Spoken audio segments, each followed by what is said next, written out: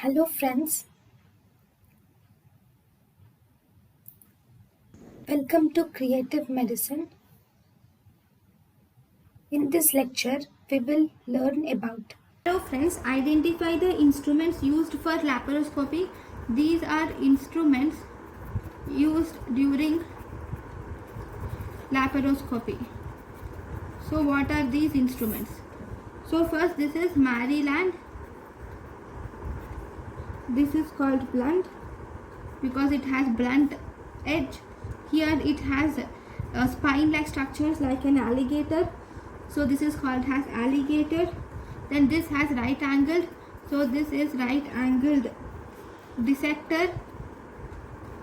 Now this has Babcock's forceps. The end is like Babcock's forceps. So this is called as Babcock. Here you will see some fenestrations present. So this is fenestrated. So these are the main instruments used in laparoscopy. Thank you. Thank you and thank you for watching.